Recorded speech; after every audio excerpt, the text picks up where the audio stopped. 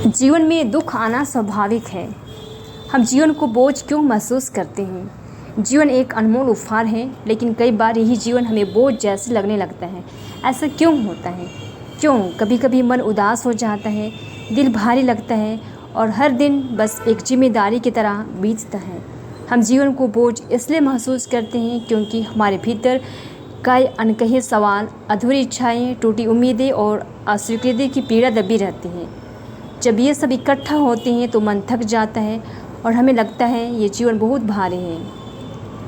हम सबसे पहले समाज, परिवार और अपने आप से बहुत सारी अपेक्षाएं जोड़ लेते हैं। हम चाहते हैं कि सब लोग खुश हों, हम सफल हों, कोई हमसे नाराज़ ना हो। लेकिन जब ये अपेक्षाएं पूरी नहीं होती तो हम खुद को दोषी मानने लगते हैं। मनोविज्ञान कहता है कि जब इंसान अपनी असफलताओं को निजी रूप से लेने लगता है तब वो आत्मग्लानि में डूब जाता है। यही बोझ का पहला कारण है। जब हमें लगता है कि कोई हमें नहीं समझता, न सुनता है, तब भी जीवन बोझ लगता है।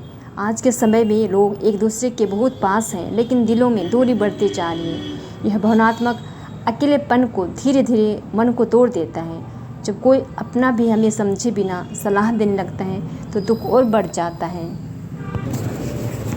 हम अपने जीवन को दूसरों से तुलना करते रहते हैं, उनकी सफलता, उनका जीवन, उनका परिवार, और जब खुद को उनसे पीछे पाते हैं तो हमें अपना जीवन व्यर्थ और भारी लगने लगता है। पर हम भूल जाते हैं कि हर इंसान की यात्रा अलग है, सबकी अपनी कहानी है। हम कई बार बीते समय की गलतियां, दर्द और नुकसान को अपने वर्तमान में हावी होने देते हैं। पुराने घाव, रिश्तों की टूटन और छूटे हुए सपनों की यादें हमारे वर्तमान को भी बोझ बना देती हैं।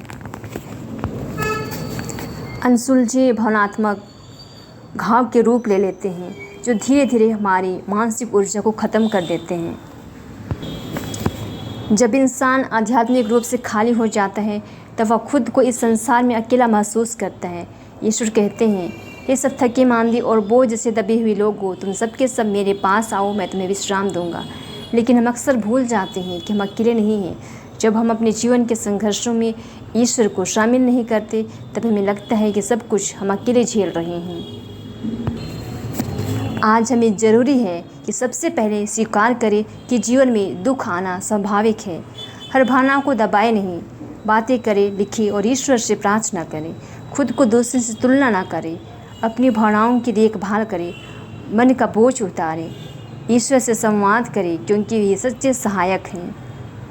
जीवन तभी बोझ लगता है जब हम उससे अकेले ढोते हैं, लेकिन जब हम प्रभु को अपने बोझ का सौभाग्य बनाते देते हैं तब वही जीवन का एक उद्देश्यपूर्ण, शांतिपूर्ण और एक सुंदर यात्रा बन जाता है। बोझ हल्का होता है, बस उसे ईश्वर के हाथों में सौंप दीजिए।